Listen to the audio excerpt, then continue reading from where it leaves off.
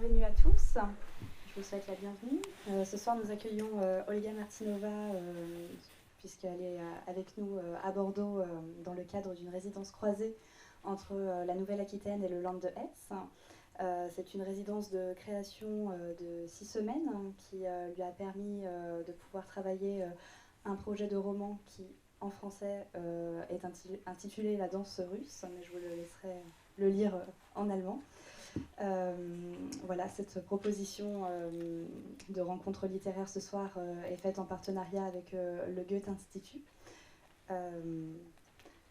Voilà, Patrick Volpillac s'excuse pour son absence de ce soir et vous souhaite la bienvenue dans l'auditorium. Voilà.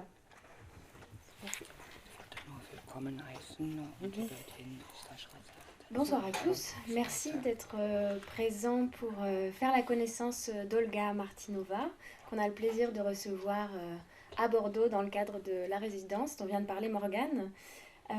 Parallèlement à la présence d'Olga ici à Bordeaux, Laurence Lépine est accueillie actuellement à Wiesbaden et elles auront le plaisir de se rencontrer le 20 octobre prochain à la foire de Francfort.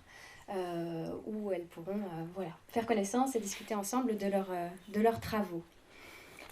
On va passer l'heure qui vient ensemble, on va faire connaissance avec Olga, avec son œuvre, questionner les questions de culture, de double culture, puisque Olga est née en Russie en 1962 et elle s'est installée en Allemagne en 1991, où elle a donc appris l'allemand à plus de 30 ans. Pour autant, elle écrit son œuvre romanesque en allemand et son œuvre poétique en russe.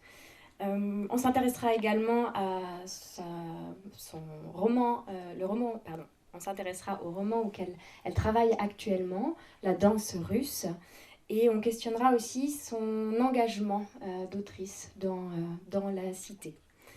On va commencer d'emblée. D'accord. Wir wollen über diese doppelte Kultur sprechen, weil sie 1962 in Russland geboren und 1900 in Deutschland umgezogen sind. Und die deutsche Sprache haben sie gewährt 30 Jahre. Und als sie Poesie auf Russisch schreiben und die Romane auf Deutsch. Und wir wollen auch über den russischen Text sprechen. On va donc d'emblée s'attaquer à la question qui se pose quand on découvre votre œuvre. Vous avez appris l'allemand à partir de 1991 et vous écrivez votre œuvre romanesque en allemand. Pour autant, vos poèmes sont toujours composés dans votre langue maternelle, la langue russe. On se demande pourquoi et je crois que votre réponse, vous avez cherché longuement différentes réponses jusqu'à arriver à la suivante. J'écris dans les deux langues tout simplement parce que ça me plaît. Est-ce que véritablement ça importe peu le choix de la langue et c'est le choix des mots qui prime? Direkt diese Frage, warum Sie die Romane auf Deutsch und die Gedichte auf Russisch schreiben. Und vielleicht haben Sie schon die besten Antwort geliefert, wenn Sie es so gesagt haben. Ich schreibe in beiden Sprachen, weil es mir so gefällt. Als ob es nicht so bedeutend wäre, in welcher Sprache, sondern wichtig ist nur welche Worte. Bestätigen Sie? Guten Abend. Und ich bin sehr gerne in Bordeaux und vielen Dank für diese Möglichkeit, auch für die Möglichkeit, heute Abend hier zu sprechen. Bonsoir, je vous remercie. Merci de me donner la possibilité de parler ce soir. Ja, und Ihre Frage, tatsächlich, mein Mann Oleg Jurjew, er war auch ein russischer Schriftsteller und er ist im vorigen Jahr gestorben, als wir 1991 nach Deutschland gekommen waren. Wir waren schon erwachsene Menschen und wir waren schon Autoren. Das heißt, wir haben schon Gedichte auf Russisch geschrieben und schrieben weiter Gedichte auf Russisch. Prosa habe ich damals nicht geschrieben und als ich angefangen habe, Prosa zu schreiben, dachte ich, dass wenn etwas Neues, dann ganz Neues, dann auch die neue Sprache dazu. Oui, mon mari, Oleg Jurjew, qui est mort depuis quelques années maintenant, quand nous sommes arrivés ensemble en Allemagne, nous étions déjà adultes, déjà auteurs, et nous écrivions déjà des poèmes, donc en russe, et nous avons continué. Et quand j'ai voulu écrire de la prose, du roman, je me suis dit, pourquoi pas, quitte à faire quelque chose de neuf, commencer avec une nouvelle langue aussi. Und russische Sprache für mich war immer ein bisschen Sprache unsere Liebe zwischen meinem Mann und ich. Und ich glaube sogar nicht, dass ich jetzt nach seinem Tod auch weiter Gedichte auf Russisch schreiben werde. Das ist schon so konserviert, wie es war. Ich weiß es nicht. Momentan kann ich mir nicht vorstellen, dass ich weiter auf Russisch schreibe. Et la langue russe, c'était un peu la langue de notre amour entre mon mari et moi. Et après sa mort, je ne suis pas sûre de continuer à écrire des poèmes en russe. Donc ça pour les langues et pour l'ancrage dans les pays, pour la géographie quasiment. Vous avez dit « Je me sens un peu à mi-chemin des deux mondes » ou plutôt, plus exactement, présente dans les deux mondes simultanément. Ma vie m'offre cette capacité de pouvoir envisager les choses sous différentes perspectives. Est-ce que c'est cette volonté de vous trouver à la fois en Allemagne et en Russie qui vous a amené à l'écriture? Ja, geografisch jetzt. Sie haben schon gesagt, ich fühle mich irgendwie in der Mitte zwischen den Welten oder in beiden Welten gleichzeitig präsent. Es ist ein Geschenk meines Lebens, dass ich die Dinge aus verschiedenen Perspektiven betrachten kann. Und für sie war das Schriftstellen das Mittel, gleichzeitig in Deutschland und ist in Russland sich zu verankern? Oder? Ja, ich glaube, wenn jemand schreibt, dann alles was das Leben und das Schreiben sind, das ist sehr schwierig zu trennen. Natürlich, alles was passiert ist einerseits Mittel zum Schreiben, andererseits ist das Schreiben ein Mittel, die Welt zu verstehen und zu erforschen. Ja. Oui, en fait, l'écriture et la vie sont inséparables. L'écriture permet d'explorer la vie et la vie l'écriture. Voilà. Mein Mann hat einmal in einem Interview gesagt, und dieser Satz ist ziemlich bekannt in Russland und in Deutschland. Er sagte, ich schreibe Gedichte, um zu erfahren, worüber sie sind. Worüber sie sind. Ja. J'écris des poèmes pour expérimenter. Quelqu'un peut m'aider, worüber sie sind. Hein? Pour savoir de quoi il parle. Pour savoir de quoi. Ouais. Und überhaupt, das Schreiben ist Erkenntnismittel. Man schreibt, um oft zu verstehen, was man denkt. Und eigentlich in Bordeaux, in der Stadt, die sehr stark mit Michel de Montaigne verbunden ist das so, spürt man das besonders gut. Ja? Er war der Mann, der schrieb eigentlich, um sich selbst und die Welt zu verstehen.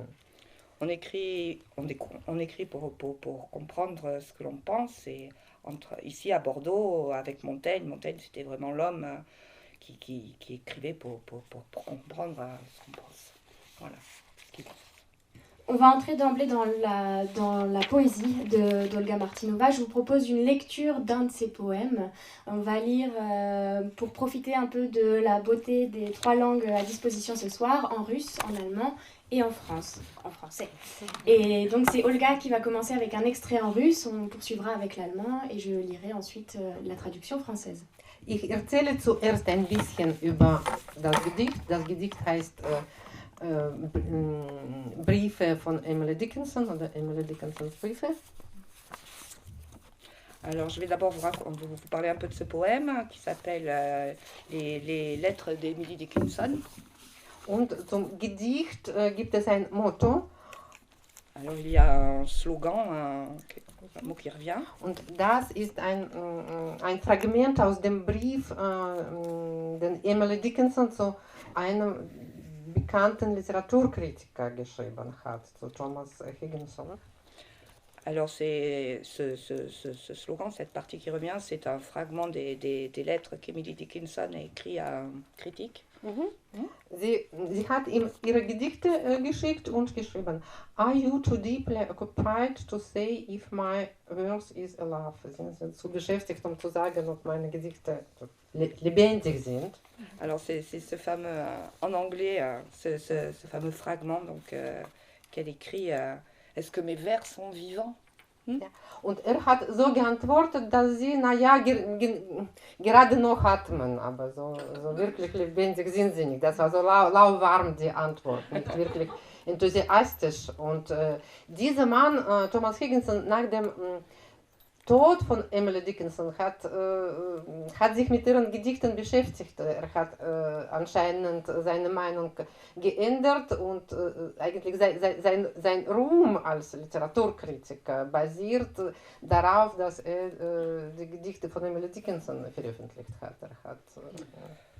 Et ce monsieur Higginson lui avait fait une réponse en demi-teinte en lui disant oui, bon, vivant, peut-être pas encore, mais en fait, après la mort d'Emily Dickinson, il a un petit peu changé d'avis et il a participé à publier ses poèmes.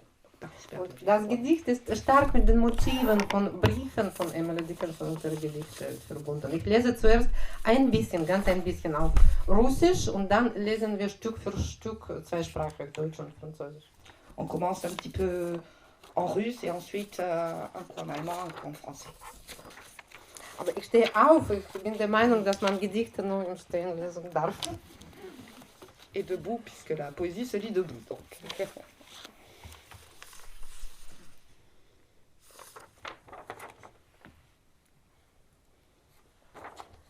Пчела, описывая круг, сошла с дуги, ушла из круга с распахнутого луга. За луг летит пчела, летит без тела, мохнатой гильзой оставаясь лугу, где Эмили увидеть захотела в пробоине за улетевшей пулей, за ульной улей и луг за луговой. Пчела, запутавшись в лучах, гудит, чтоб голос не зачах. Und jetzt die deutsche Version. En allemand.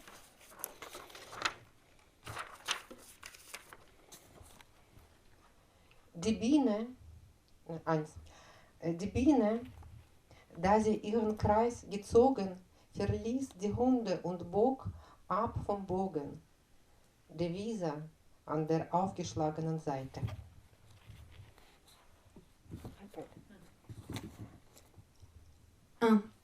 L'abeille, décrivant un arc, a dévié. Elle a quitté le cercle du pré grand ouvert. 2. Die Biene fliegt, ist Wiesen jenseits, leiblos. In der Wiese bleibt eine pilzige Hülse und Emily steht dort zu sehen begierig durch das Loch nach der Welt entflogenen Kugel. Das Bienenkorb jenseits des Korbs, die jenseits Wiese der Wiese. Eine Biene hat sich im Licht verirrt und summt, damit die Stimme nicht stirbt. L'abeille vole dans l'outre-pré, vole sans corps, le laissant cartouche velue, au pré où Émilie a voulu voir, par la brèche creusée par le vol de la balle, la ruche d'outre-ruche et le pré d'outre-pré. L'abeille, emmêlée au soleil, vibre pour que sa voix vive. 3. Fügsam geleitete sie hin in die Welt hinter der Welt, die Bienen, Kleeblüten, Vögel, Freunde und Anverwandten. Und wenn sie sonst noch liebte, ja, wenn denn sonst noch, und schaute ihnen nach. Das Gegenlicht, das augenblicklich und eifersüchtig den Garten ankohlte, gab keine Antwort. Leb wohl du, Herbarium aus dem Sommer. 3. Abeilles, trèfles, oiseaux, amis, et les êtres encore qu'elle aimait, qui d'autres encore aimait-elle? Elle les accompagne au seuil de l'outre-monde, les regardant, fidèles, s'en aller. La lumière en retour, soudaine et exigeante, a brûlé le verger sans faire de réponse. Adieu, adieu, blason de l'été. 4. Wo die samtenen Fällchen nicht mehr sind, summte die Biene ins Strahlengewebe. So hat der Bienen Apollo bestimmt, auf dass der Bienenchor überlebe. 4. Et là où il n'est pas de corps velu, l'abeille vibre dans les raies du soleil. C'est ce qu'a voulu l'Apollon apicole, pour que vive le choral des abeilles. 5. Der im Dunkeln jenseits der Wiese leuchtete aus dem Imker-Hutnetz und der blätterte in dem Herbariumlicht und las das Bienenschrift und der Antwort glatt strich, reimte Bi zu Emilie und fuhr heiter als Böe in das sonnige Hiatusluftlochschloss I.E. 5.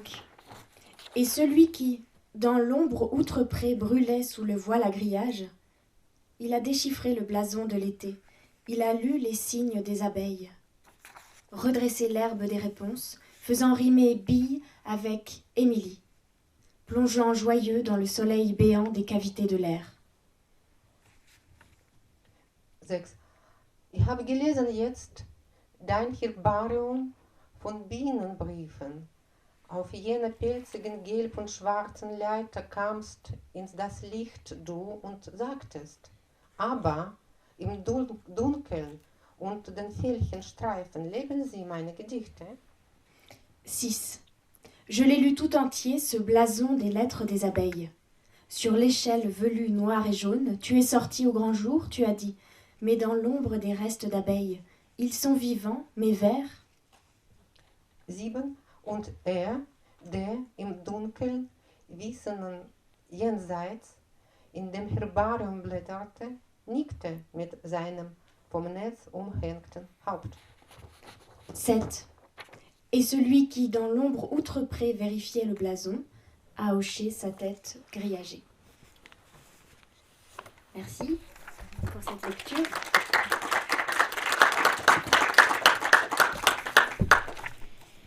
Une question.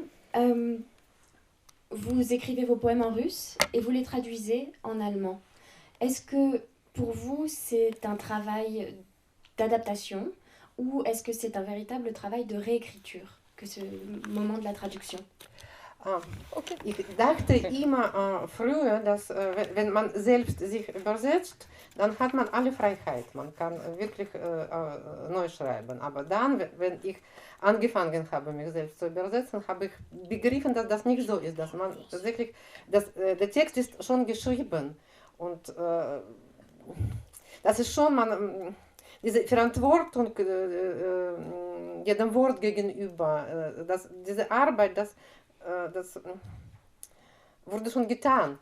Und eigentlich hat man diese Freiheit nicht wirklich. Man kann eines oder anderes ändern, aber wirklich nicht viel, was für mich eine Überraschung war.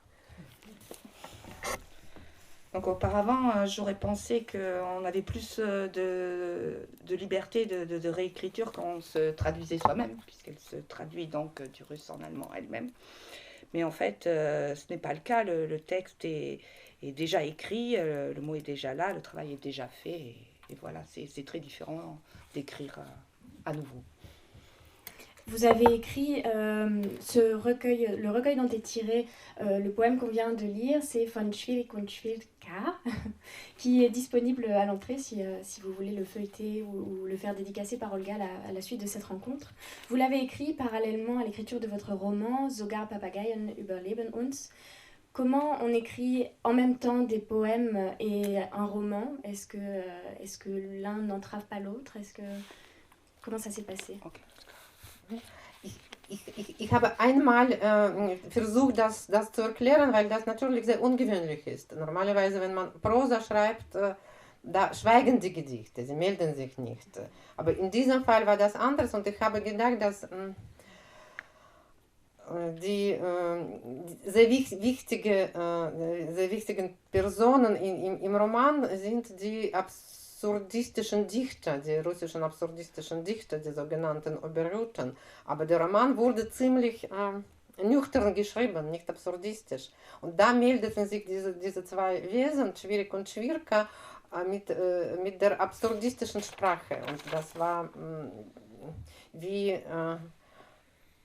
eine Begleitung des Romans, aber in einer anderen Sprache. Ich habe den Roman auf Deutsch geschrieben und diese Gedichte auf Russisch, aber sie gehören irgendwie zusammen, aber in verschiedenen Welten, in verschiedenen Dimensionen. Oui, c'est assez inhabituel. Généralement, quand on écrit un roman, les poèmes se taisent. Mais cette fois, c'était différent. Et dans le roman apparaissaient ces poètes de l'absurde, ces fameux Oberjud.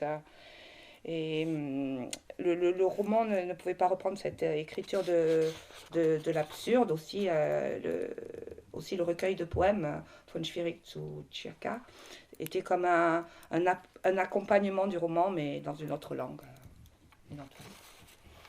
Donc transition vers ce premier roman, Sogar Papageien überleben uns, qu'on pourrait traduire littéralement en français, même les perroquets nous survivent.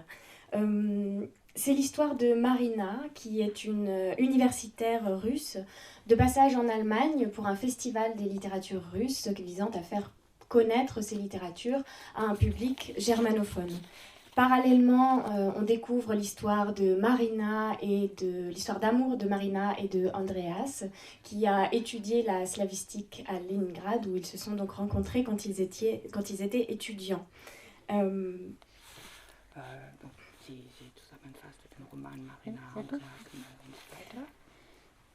Vous avez parlé de ce mouvement Oberjud, qui est un mouvement littéraire de courte existence, un mouvement engagé dans la Russie des années 20. Vous citez à la fin de ce roman le poète Vedensky qui dit « Un homme est assis, sur sa tête il y a un bateau ». Et peut-être plus juste que la phrase « Un homme est assis et il lit un livre ». Est-ce que vous pensez qu'il est impossible de décrire le réel? Et si oui, qu'est-ce que vous faites, vous, en tant qu'écrivaine? In den Romanen, am Ende der Romane zitieren die Vedensky, den Dichter Vedensky, und überhaupt jede Beschreibung ist falsch, der Satz und so weiter. Ja, ist ein Bohr. Kann man Ihrer Meinung nach kann man die Literatur überhaupt nicht schildern und gegebenenfalls, was machen Sie als Schriftstellerin, wenn das keine Schilderung der Realität ist? Diese Oberjud und dieser Alexander Vedensky, von dem dieser Satz stammt, dass jede Beschreibung ist falsch. Sie waren tatsächlich sehr, sehr radikale Absurdisten und ich weiß nicht, wie bekannt sie in Frankreich sind. Und für mich war auch sehr, sehr wichtig, als ich diesen Roman schrieb, auf sie aufmerksam zu machen. Obwohl in Deutschland sind sie bekannt, aber nicht mit Vedensky, sondern Daniel Harms ist der bekannteste wahrscheinlich. Ja? Er war der und ist der bekannteste aus der Gruppe. Und sie haben tatsächlich versucht, aus dem Inneren, so, das ist einerseits sehr absurdistisch, andererseits sehr, sehr psychologisch. Sie haben versucht, die Welt so beschreiben, wie sie wahrnehmen, weil unsere Wahrnehmung der Welt ist auch nicht so linear und so einfach, wie es in einem Buch oder in einem Film dargestellt wird. Aber natürlich jeder Künstler versucht, die Realität darstellbar und sichtbar zu machen und jede Kunst ist auch Schule der Wahrnehmung. Ich glaube, mit jedem gelesenen Buch oder mit jedem Bild, das wir anschauen, wie wir lernen, wie wir die Welt wahrnehmen. Und so gesehen ist jeder Mensch nicht nur Rezipient der Kunst, sondern auch Künstler. Oui, je ne sais pas trop à quel point Vedensky est connu en France. C'était un représentant très radical de l'absurde. Pour moi, il est très important. En Allemagne, les Oberjud sont connus. Vedensky, pas forcément. Et en fait, ils ont surtout essayé de décrire le monde comme ils le perçoivent. Et c'est un peu la nature de tout art, évidemment, de représenter la réalité. L'art serait comme une école de la perception de la réalité. Alors, d'ailleurs, tous les titres de vos romans sont un peu étranges. C'est vous qui avez utilisé ce mot quand on a préparé cette rencontre. Je vais les citer et les traduire littéralement. Mörikes Schlüsselbein, la clavicule de Mörike, der Hengelherd, le fourneau des anges, sogar Papageien überleben uns, j'en ai parlé, même les perroquets nous survivent. Pourquoi ces choix de titres? Warum ist das so seltsame Titel für die? Das war nicht mein Ziel und mein Zweck, tatsächlich so seltsame Titel auszuwählen. Sie sind gekommen. Sogar Papageien überleben uns ist ein Zitat aus einem sehr, sehr schönen Buch von Josef Roth. Das Buch heißt Volk auf Wanderschaft und das ist das Buch über die osteuropäischen Juden vor dem Zweiten Weltkrieg geschrieben. Und an einer Stelle schreibt Josef Roth, wie schwierig das Leben dieser Menschen ist. Und dann schreibt er, wie schwierig das menschliche Leben überhaupt ist und wie kurz dazu. Und dann schreibt er, Elefanten leben länger als wir, Krokodile leben länger als wir, ja, sogar Papageien überleben uns. Und das ist wirklich so ein genialer Satz und ich war gerade am Anfang des Romans und ich dachte, dass ich diesen Satz nehme. Und da dieser Titel war auch Grund für verschiedene Motive im Roman.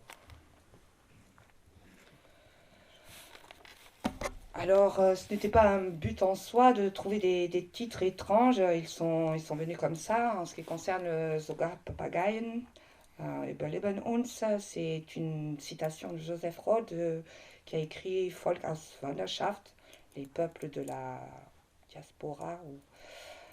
Et en fait, dans son livre, il dit que la vie est dure, que la vie d'un homme est dure, la vie humaine est dure et courte, que même les éléphants vivent plus longtemps, les crocodiles vivent plus longtemps, et même les perroquets vivent plus longtemps que nous. Und der zweite Roman hat einen Titel Ключица Mörike, Mörikes Schlüsselbein. Das ist so Clavicule.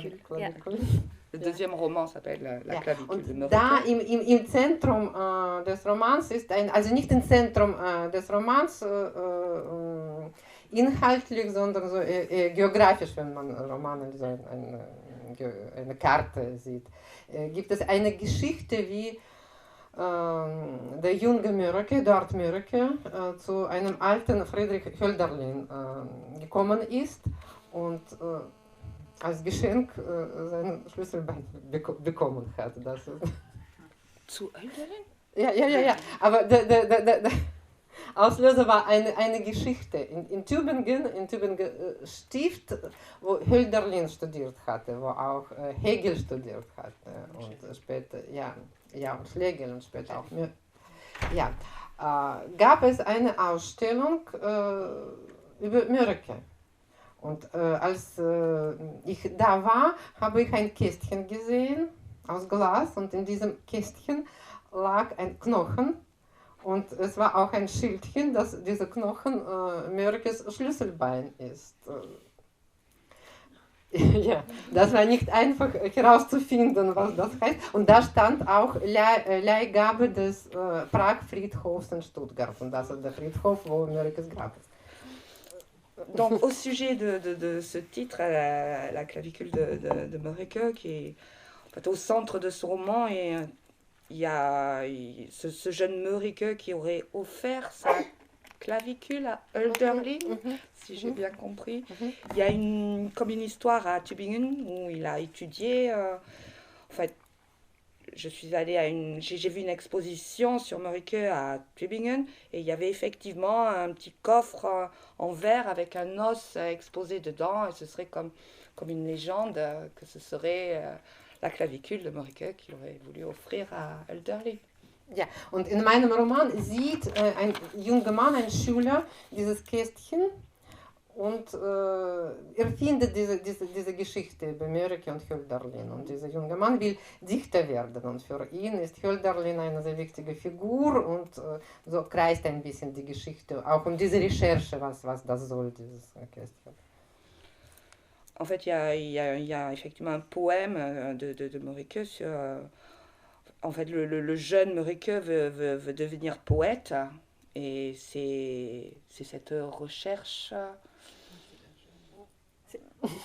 Un jeune qui invente cette légende autour de Mörike. Ah, c'est un autre jeune. D'accord, ok.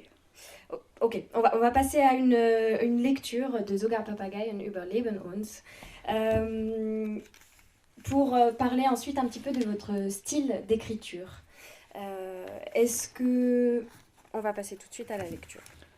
Zuerst die Lesung von Sogar Papageien und dann zu ihrem Schreibsteller. La langue de ma mère. Nous y voilà. Et dans la cour de l'auberge sans téléviseur se répandent tout à coup stridulations et grésillements, comme si quelqu'un venait tout juste d'allumer la télé. Andreas, comme mon téléphone de poche, s'obstine à rester silencieux.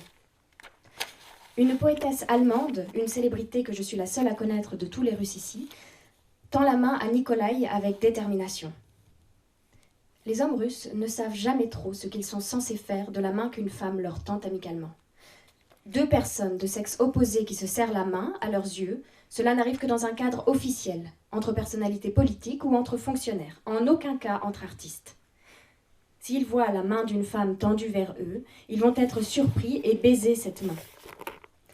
La poétesse est petite et menue, comme si elle avait une ossature en allumettes. Étrangement, ces allumettes ne forment pas un Pinocchio, mais bien une femme gracieuse en talons hauts.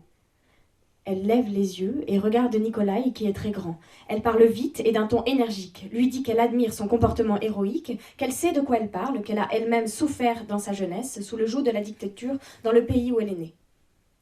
Manfred ne réagit pas, il voit l'exagération et en éprouve de la gêne.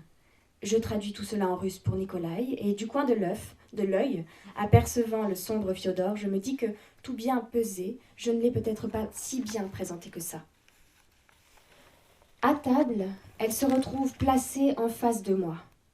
Je la regarde et réalise que je connais deux poétesses, une allemande et une russe, qui ressemblent à de petits oiseaux du paradis. L'une à un moineau du paradis et l'autre à un chouka du paradis. La tête de celle-ci oscille, tantôt à gauche, tantôt à droite, tantôt à gauche, tantôt à droite. Elle est agitée. Je vois son œil noir, tantôt le droit, tantôt le gauche. Laura, qui est assise à côté de moi, me dit qu'elle trouve la langue russe très belle. Merci, lui dis-je bêtement. Qu'elle n'y entend rien, mais que les sonorités en sont si musicales. Je lui retourne un sourire flatté. À croire que c'est moi qui ai inventé cette langue. Soudain, le chouka pose les yeux sur moi, les deux à la fois, tout à coup clair et dur. « Quelle langue affreuse !» lance-t-elle. Non, poursuit-elle, elle sait bien, la grande littérature, Mandelstam qui a été tué, Eusénine, etc. Mais comme l'a dit Paul Celan, la langue de ma mère est la langue des assassins de ma mère.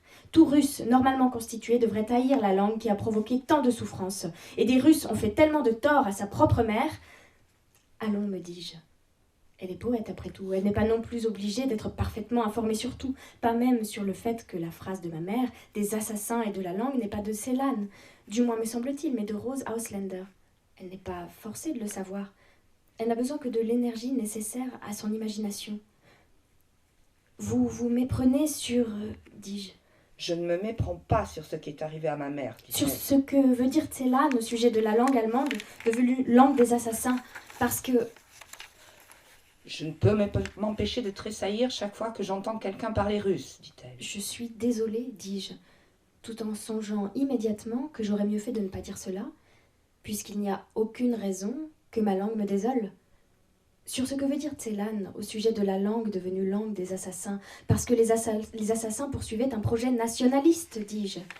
Le russe aussi est une langue d'assassin, et je comprends que l'allemand est peut-être insupportable pour Celan, dit-elle. Tandis que les communistes n'étaient pas animés par le nationalisme, plutôt le contraire d'ailleurs. Et en plus, ils n'étaient pas tous russes, sachant que les Russes ont tout autant, si ce n'est davantage, souffert de la tyrannie, dis-je. Pour ma mère, c'était des Russes, dit-elle.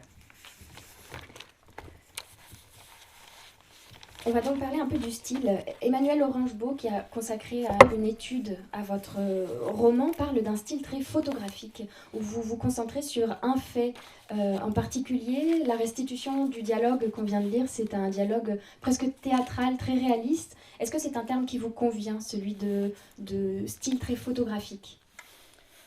Emmanuel Orangebeau hat einen Bericht über ein Buch geschrieben und sie beschreibt ihren Stil als fotografisch. Passt Ihnen dieser Begriff? Ja, dieser Begriff passt aber nicht immer. Zu dieser Stelle passt der Begriff sehr gut, weil dieses Gespräch hat einerseits einen Inhalt, andererseits, es geht darum, ob ein Gespräch zwischen den Menschen möglich ist. Und an einer Stelle, die nah ist, ich zitiere einen aus diesem Kreis Oberreuten, der sagt, dass er schrieb die Gespräche seiner Freunde, der Kollegen auf und sagte, dass er sie fotografiert, dieses Aufschreiben nannte er fotografieren. Und dann schrieb er eine Hymne an das Gespräch. Das Gespräch so ein Medium ist, wenn zwei Menschen sprechen, da stehen die Götter und lächeln wohlwollend, so schön das Gespräch als Medium ist. Und hier ist ein Kapitel über das gescheiterte Gespräch. Alle Beteiligten konnten das nicht leiten, dieses Gespräch. Ja, es ist zwar äußerst ein Gespräch, aber innerlich nichts. Das wollte ich. Und das ist natürlich ein Versuch, auch dieses gescheiterte Gespräch zu fotografieren. Donc oui, le terme de photographique me convient, mais pas toujours. Dans l'extrait que nous venons lire, il s'agit d'un dialogue. Il y avait un poète au Beyrouth qui utilisait cette technique, qui relevait les dialogues, les conversations de ses amis, et il disait photographier les conversations, les dialogues. Il voyait le dialogue comme un médium. Mais ici, dans le texte des Ogar Papagayen que nous venons de lire, je voulais plutôt représenter l'échec du dialogue. Il y a bien un dialogue, mais sur le contenu, il ne se passe rien en fait. On va parler un peu de la raison de votre venue ici à Bordeaux. Vous travaillez à votre nouveau roman, Der russische Tanz. Je vais citer un extrait de votre essai über die Dummheit der Stunde, sur l'absurdité du moment, qui est disponible, je crois, à l'entrée. Vous avez dit, la relation, c'est d'actualité pour ce qui nous concerne tout de suite, la relation entre auteur et public est une affaire compliquée. Dans la phase d'écriture, il vaut mieux ne pas penser au lecteur, en termes de cohérence, de tournure, de procédés stylistiques, de rapport à la réalité, etc. L'œuvre n'a de compte à rendre qu'à elle-même. Disons que dans l'idéal, l'œuvre doit toujours se suffire à elle-même et agir depuis l'endroit où elle se terre. Elle se terre actuellement à Bordeaux, quelque part à Saint-Michel. Qu'est-ce qui peut sortir des murs de l'appartement dans lequel vous vous trouvez actuellement pour être partagé avec le public présent ce soir? Sie zitierte aus der Dummheit der Stunde, über die Beziehung zwischen Autor und Publikum, die eine komplizierte Angelegenheit ist. Und sie will wissen, was könnte aus dieser Residenz eher in Bordeaux, was könnten wir, zu welcher Aufdeckung könnte diese Residenz führen? Was können Sie sagen über Ihr Buch? Über das Buch? Über das Buch, ja. Der russische Tanz. Ja.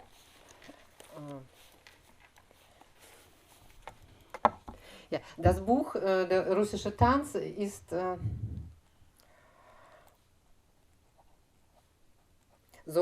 noch nicht ist, das Buch noch nicht ist, ja, deshalb ist es schwierig zu erzählen, weil das Buch ist noch am Entstehen. Aber das soll ein Porträt meiner Generation sein. Und meine Generation heißt Menschen, die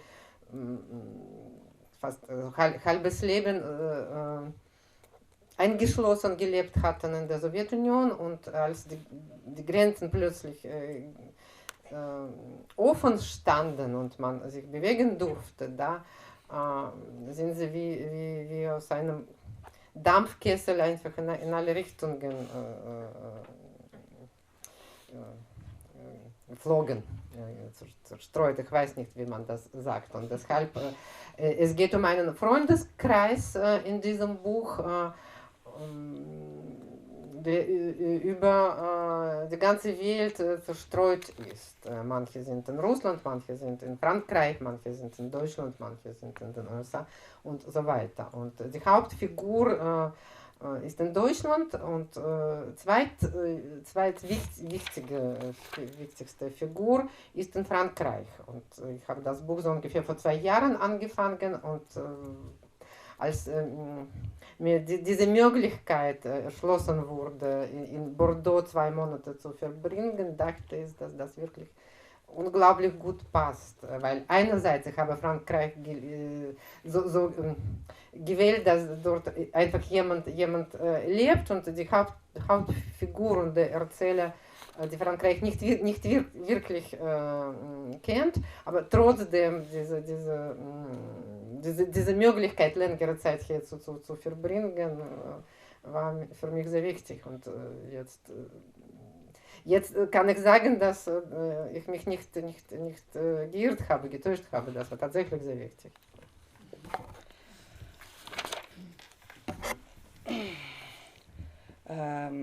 Donc, ce roman des Russische Tanz, auquel elle travaille actuellement, il n'existe pas encore, il est en cours. Elle l'entend comme un portrait de sa génération, de ces gens qui ont vécu la moitié de leur vie enfermés en Union soviétique, et après l'ouverture des frontières, qui se sont du coup tout à coup d'un coup retrouvés à pouvoir partir dans tous les sens. En fait, il s'agit d'un cercle d'amis qui se trouve disséminé dans le monde entier. Le personnage principal est en Allemagne, 2 des personnages sont en France. Et ce roman, donc, il a été commencé il y a 2 ans, et quand s'est présenté la possibilité de venir à Bordeaux, ça lui a semblé une occasion qui ne se rate pas pour continuer le roman. Et en fait, ce qui lui a semblé, c'est vrai, c'était vraiment une occasion qui ne se rate pas. Voilà. Et alors, comment vous vous y prenez pour vous laisser baigner, vous laisser imprégner par la vie bordelaise, française? Comment ça fonctionne? Wie stellen Sie es an, in dem Ort einzutauchen, das zu fühlen, und in Bordeaux?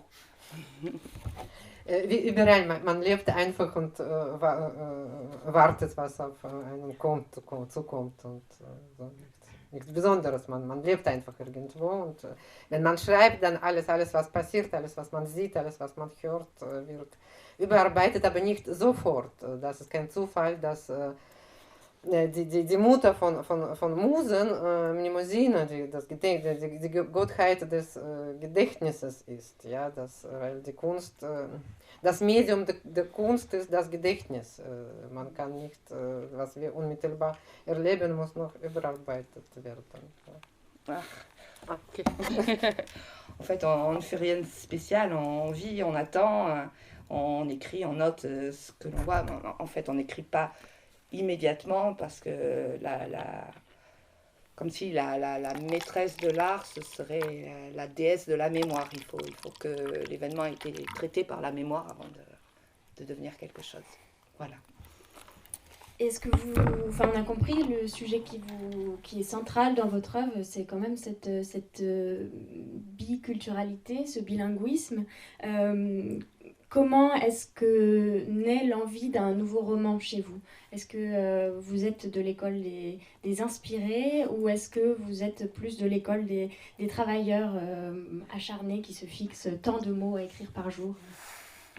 Wir Menschenverstand. Das Hauptthema ihres Werkes ist diese doppelte Kultur, die Zweisprachigkeit. Aber wie entsteht ein neuer Roman bei Ihnen?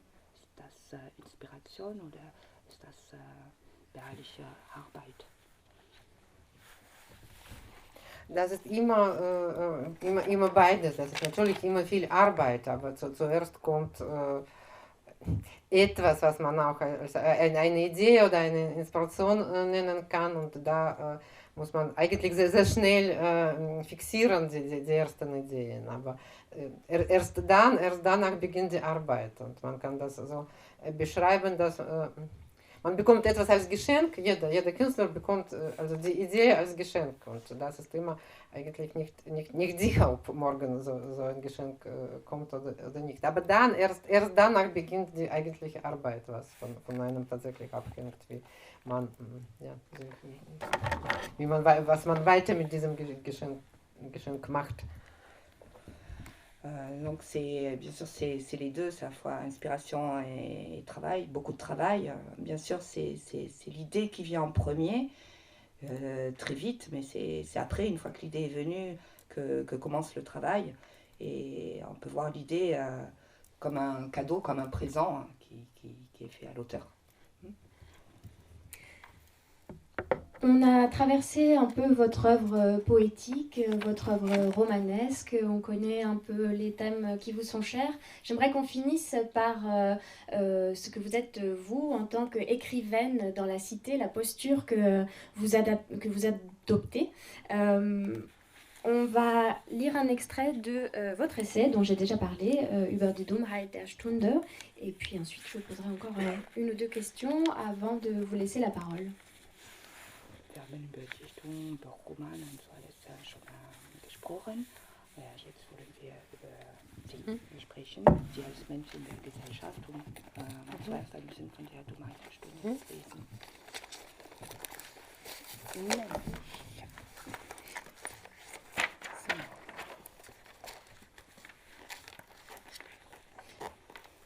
Les médias, plus imaginatifs que les rêves ou que certains organismes, ont développé la capacité à vivre de déchets. Stephen Pope. Peut-être ne restera-t-il bientôt plus personne capable de s'imaginer à quel point l'ambiance post-guerre froide a pu être libre, spontanée et normale. Non, je ne veux pas dire qu'il n'y a eu aucune catastrophe, aucune guerre, aucun faux pas politique dans les 10 dernières années du XXe siècle et les 10 premières du XXIe siècle. Tout de même, la guerre froide était finie. L'Europe s'apprêtait à récolter les fruits d'une intégration européenne de mieux en mieux unie. La Russie goûtait l'ouverture des frontières. La façon dont j'ai personnellement ressenti la fin de la guerre froide a probablement été la même pour la plupart des gens. S'y ajoutait dans notre cas le fait que nous nous étions installés en Allemagne et que tout était nouveau à nos yeux. J'avais la sensation d'être un individu libre dans un monde libre. Mais personnellement, je me suis toujours senti libre, bien que certaines contraintes extérieures aient été le prix à payer pour cette liberté intérieure. Seul un citoyen soviétique discipliné avait la possibilité de faire des études réglementaires.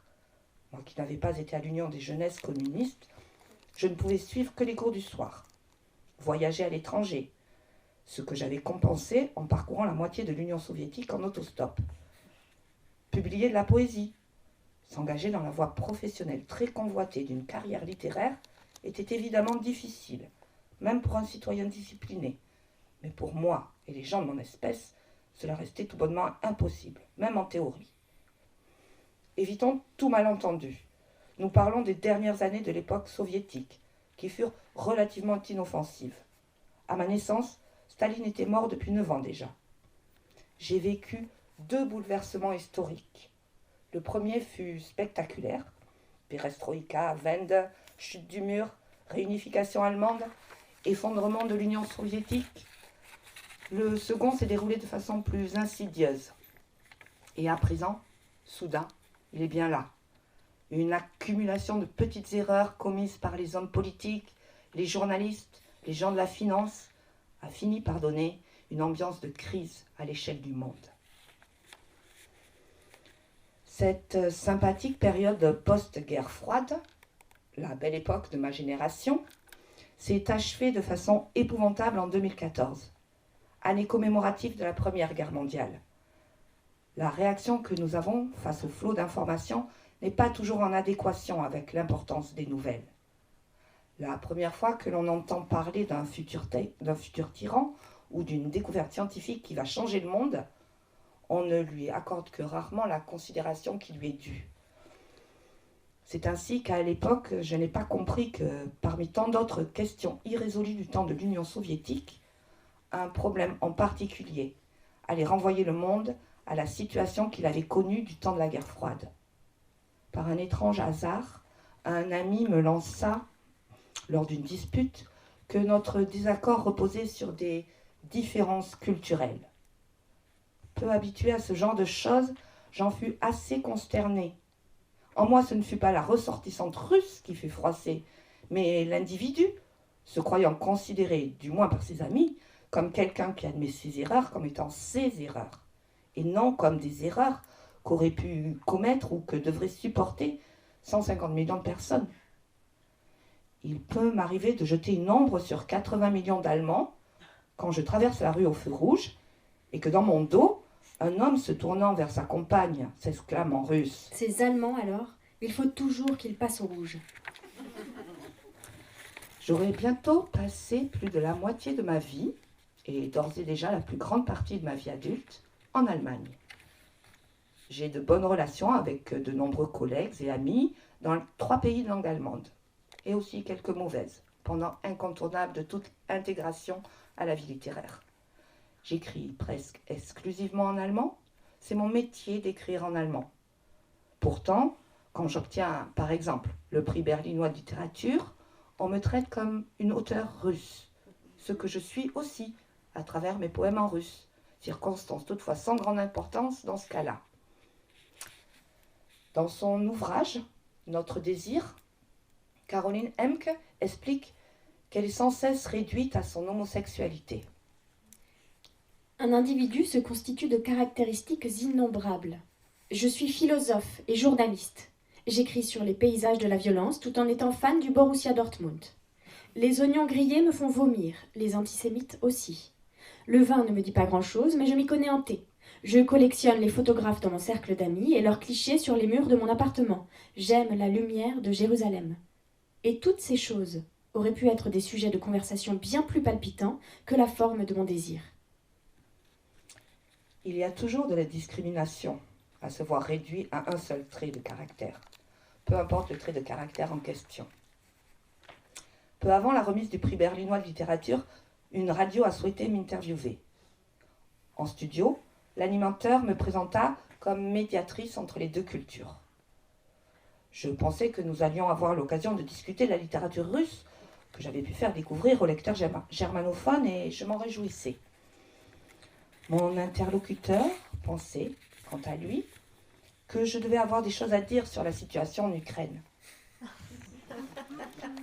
À ma réponse en forme de « je ne préférais pas », il rétorqua d'un ton sévère que, en ma qualité de médiatrice, je me devais absolument de le faire. Je manque de répartie.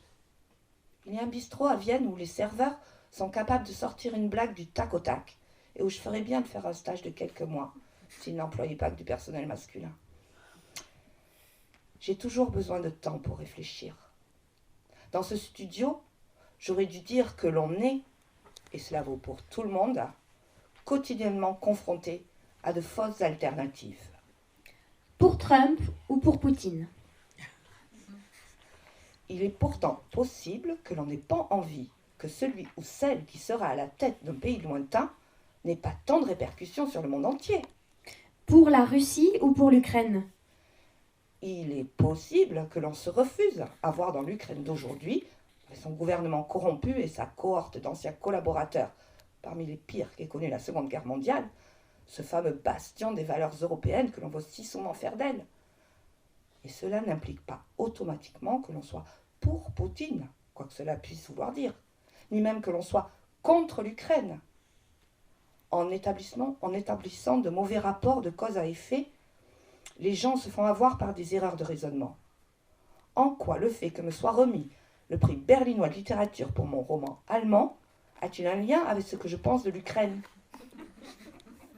Pourquoi m'interroge-t-on à ce sujet d'un ton presque inquisiteur? J'aurais mieux fait de me lever et de partir. Je m'en veux encore de ne pas l'avoir fait. Cela m'est revenu à l'esprit en lisant ce passage de Notre désir de Caroline Emke, où elle raconte qu'à un mariage où elle avait été invitée, la place qui lui avait été attribuée se trouvait à une table où avaient été réunis les invités homosexuels, une sorte de petite table à l'écart pour les homos. Pour ne pas gâcher la fête de ses amis, elle n'était pas partie, mais elle n'était pas sûre d'avoir bien fait. À ce mariage, nous aurions dû nous lever et partir.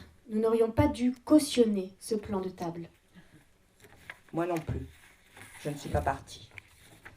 Et pourtant, je pense, moi aussi, avoir d'autres qualités qui, dans bien des cas, influencent davantage ma personnalité que le simple fait d'être russe.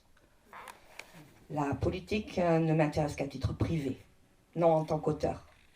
En tant qu'auteur, ce qui m'intéresse, c'est l'actuel abrutissement du monde, et le mien aussi, et le caractère de plus en plus politique des choses du quotidien.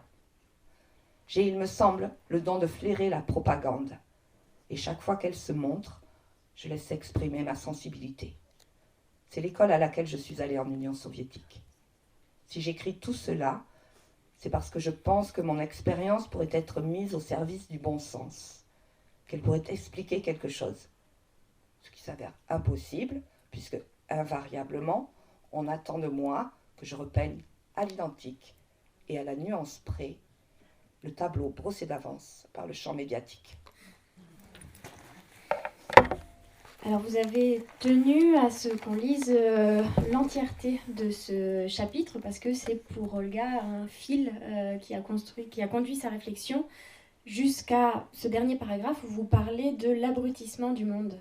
Qu'est-ce que vous entendez par là et quel est le remède? Sie selbst sollten, dass wir das Kapitel im Ganzen reden, weil das ist wie ein Faden zum Nachdenken ist. Und was meinen Sie mit dieser Verblödung der Welt? Ja, darüber ist das ganze Buch und ich meine, dass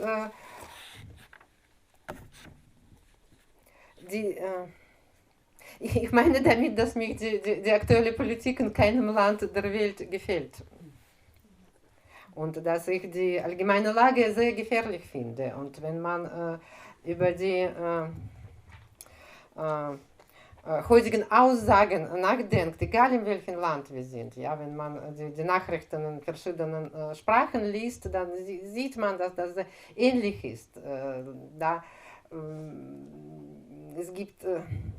Es gibt Probleme, die eigentlich aus dem 17. und 18. Jahrhundert ins 21. gekommen sind und die Feindschaften zwischen den Völkern und Ländern. Und das ist wenig reflektiert. Nur wenige geben sich Mühe, das zu verfolgen und zurückzudenken, wo die Quelle dieser Probleme sind. Aber so gefährlich wie heute war es noch nie. Und das finde ich die Verblödung der Welt, dass diese Bereitschaft zu Streit, ohne eigentlich nachzudenken, zu welchen Folgen das führen kann. Ich habe keine Lösungen, ich habe keine Antworten. Dieses Buch ist Buch der Fragen und überhaupt, ich habe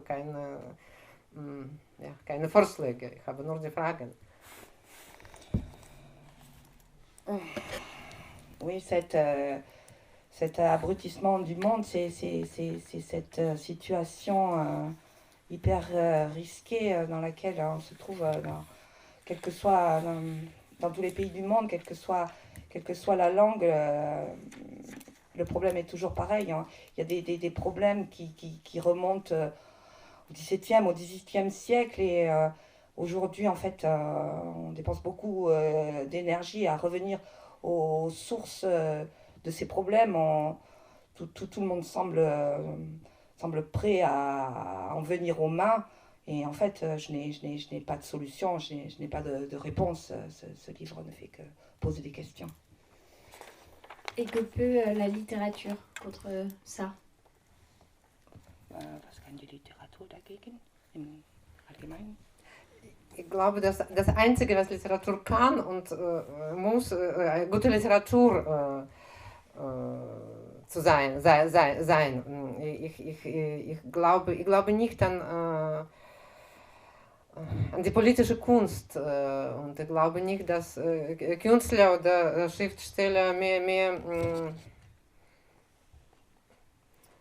oder besser dazu geeignet sind, sich über die Politik zu äußern. Ich habe dieses Buch nicht als Dichterin geschrieben, sondern als Bürgerin. Und das trenne ich. Ich glaube, dass die einzige Aufgabe der Literatur, gute Literatur zu sein. Und es gibt in jeder Sprache gibt es geniale Dichter oder geniale Schriftsteller, die sehr, sehr schlecht eigentlich deren politischen Ansichten wir uns nicht anschließen können. Das ist zum Beispiel, ich weiß nicht, Dostojewski in der russischen Sprache, Ferdinand Céline in der französischen Sprache, Ezra Pound in der englischen Sprache, aber sie sind Genies und sie sind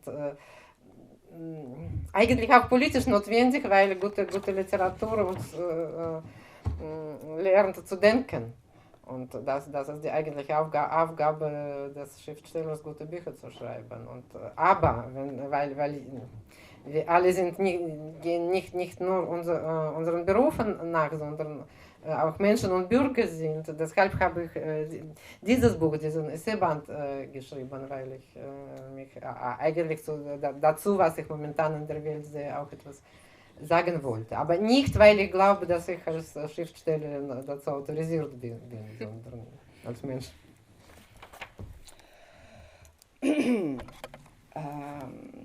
Disons que ce que doit être la littérature, c'est être de la bonne littérature. Je ne crois pas à l'art politique. Les écrivains, les artistes ne sont pas forcément mieux placés. La mission de la littérature, c'est d'être la littérature. Il y a eu des auteurs absolument géniaux, mais dont on ne peut pas épouser des idées. Il y a eu Dostoïevski, Céline en France, ou encore Ezra Pound. On ne peut pas être d'accord avec eux. Et dans ce livre, Über die Dummheit der Stunde, dans cet essai, c'était justement en tant que citoyenne, puisque ce n'est pas l'artiste d'exprimer, de trouver des solutions pour la politique. Est-ce que vous avez des questions pour l'écrivaine ou la citoyenne Olga Martinova? Frage an die Schriftstellerin oder die Bürgerin. Ich habe nur eine Frage wegen des neuen Buches, was Sie schreiben. Warum steht darin Tanz? Ist irgendwas mit Tanz drin, ne? In diesem Buch. Ja. Und warum Tanz? Geht es darum, weil alle verstreut sind? Ja, nee, eine der Figuren ist Tänzer, ist russischer Tänzer. Und ist eigentlich zu Beginn des Buches ist schon tot und also der Erzähler erinnert sich an ihn. Aber um ihn kreist die ganze Geschichte. Ist Balletttänzer. Ja. Donc la question était pourquoi y avait-il le mot danse, la danse russe dans le titre de ce nouveau roman. Donc Madame demandait si c'était parce que tous les personnages étaient dispersés comme ça dans le monde. Et en fait, non, c'est parce qu'il y a un personnage qui est effectivement danseur. Le livre commence, quand le livre commence, ce personnage est mort, mais toute l'intrigue, enfin, le roman tourne autour de lui. C'est presque un cliché russe, parce que la danse russe, on pense tout de suite à la danse russe. Fast ein russisches Klischee. Wir alle denken an einen russischen Ballett. Oder? Ja, aber diese Figur ist tatsächlich so ein Balletttänzer aus St. Petersburg und er war tatsächlich in Vaganov Ballettakademie, also diese Figur aus meinem Buch. Und er repräsentiert tatsächlich etwas, was auch diese fast mysteriöse Seite der Petersburger Kultur. Und er ist so ein Kraftpunkt in diesem Roman. Und deshalb war das wichtig, dass die anderen sind ganz anders. Diese Figur, nur er ist so. Alle anderen sind ganz moderne Menschen und diese Welt sind für sie völlig fremd. Aber er mit dieser Welt ist sehr wichtig und so als Magnet für die anderen. Oui, ce personnage donc, fait effectivement partie des déballés de Saint-Pétersbourg. Il représente vraiment l'aspect mystérieux de la culture saint-pétersbourgeoise.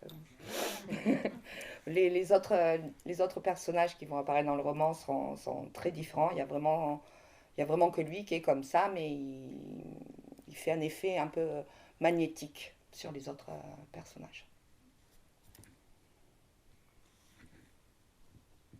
Pas d'autres questions? Si. Je suis que français. Ich bin nur Französisch. Je suis ahuri de la richesse de cette soirée. J'ai l'impression de plus me regarder le nombril, mais de vous regarder. Et par là, j'ai l'impression d'être moins abruti. Quand je viens là, j'ai l'impression de respirer mieux. C'est un paradoxe, puisque on est libre, mais on arrive à un paradoxe, c'est que la liberté, elle n'est qu'intérieure. Et je ne vous comprends pas du tout quand vous parlez, mais le simple fait de vous regarder, je crois comprendre. Alors, je dois être un peu schizophrène, mais ce plaisir vécu avec vous trois, c'est des moments d'éternité. Alors, l'éternité pour moi, c'est le moment présent, une fracture de seconde, comme dirait Platon. Or, je crois que les Allemands, les Russes, je ne sais pas, je crois que les Allemands se réfèrent souvent à la Grèce. Et cette fraction de seconde, je l'appelle, je l'ai entendu, je répète, le kairos. Et j'ai vécu avec vous un moment d'éternité, le kairos. J'ai été invité par Jutta Bernstein. Et une fois par mois, on se rencontre à Bordeaux, 15 adultes, sur un thème philosophique. Et qu'est-ce que je découvre depuis 3 ans, que je vais à ce groupe de philosophie une fois par mois, c'est qu'on a toujours affaire à des philosophes allemands. Et puis, les Allemands, ils vont piocher un peu sur la Russie. Mais je me dis, mais qu'est-ce que j'ai perdu mon temps. Donc, moi, je vous rassure, ma vie va être très longue. Parce que depuis que je vous connais, j'ai l'impression avoir beaucoup de choses à faire. Vous rencontrer, arriver à lire, je vais essayer d'apprendre l'allemand avec Jutta Bernstein, je ne sais pas si j'arriverai, mais c'est un moment inouï. Et je suis médecin, mais à la retraite, je suis un peu vieux. J'ai hésité entre deux. Je ne vous dérange pas? Pas du tout, on vous écoute. J'ai hésité entre deux. Il va falloir me laisser juste un petit moment que je puisse lui expliquer en allemand, parce que pour moi ce sera trop long, je vais perdre le fil, excusez-moi. Je veux dire ça, puis j'arrête. Oui, allez-y là. Pardon. J'avais le choix entre deux options pour faire des études supérieures, parce que j'étais ouvrier au départ. J'avais un métier. J'étais pas... je faisais pas partie de l'élite. Et quand des copains m'ont dit, mais Guy, tu peux faire des études supérieures, j'avais oublié les maths, j'avais oublié la physique, j'avais tout oublié. Ils m'ont dit, tu peux faire que philo ou médecine. Alors, en philo, j'ai attaqué les philo, mais une fille m'a dit, non Guy, j'arrête. Pourquoi t'arrêtes? Ils sont tous fous. Alors, je me suis dit, étant donné que j'ai une tendance schizo, je vais faire médecine. Et à la fin de médecine, je découvre Olga Martinova, je découvre la philo. Et je m'aperçois que pendant 10 ans, j'ai encore perdu mon temps. Donc, ça fait beaucoup de temps perdu. Donc, grâce à vous ce soir, je récupère un peu de l'éternité. C'est beau. Da soll ich mal.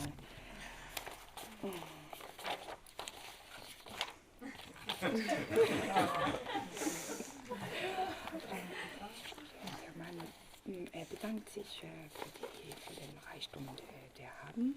Und er versteht nicht, aber sie haben geschaut und er will nicht mehr den eigenen Nabel anschauen, er will sie anschauen. Und er fühlt sich weniger blöd,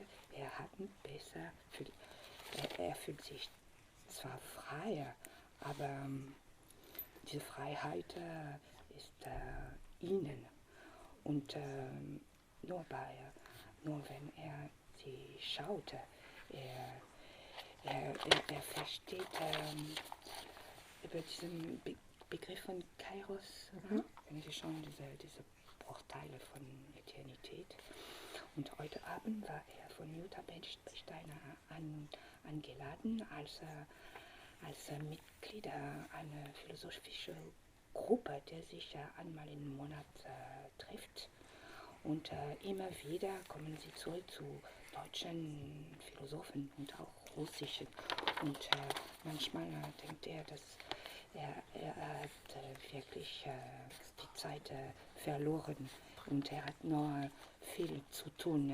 Er will noch versuchen, Deutsch zu lernen und er ist tatsächlich Arzt, aber zuvor war er nur Arbeiter, das heißt, er gehört nicht zum Elite, aber dann hat er Medizin studiert und auch Philosophie davor und heute Abend denkt er, dass er noch zu viel Zeit verloren hat. Er hätte besser was anderes gemacht. So, ungefähr. Ich weiß nicht, was ich antworte. Ja, danke. Okay. Vielen Dank, dass Sie gekommen sind. Merci d'être venu. Je ne sais pas s'il y a d'autres questions. Sinon, je vous invite à échanger directement avec Olga. Je voudrais remercier Alka et plus particulièrement Flore, Morgane, Maïlis et Nicolas pour l'organisation de cette soirée. Louise Holk du Goethe Institut, merci Olga, merci Alexia, merci à vous d'être venus ce soir et de nous avoir écoutés attentivement. Je dis encore un mot, je vous invite à poursuivre de manière plus informelle dans le hall d'Alka où nous on va dîner et ce sera avec plaisir qu'on vous accueillera à notre table pour continuer la soirée. Voilà, merci à vous et je laisse le mot de la fin à Alexia. Excusez-moi, je voulais seulement rajouter que la citation que vous avez entendue du livre Notre désir de Caroline Emke est donc tirée de la traduction d'Alexandre Patot qui est sortie au Seuil en 2018.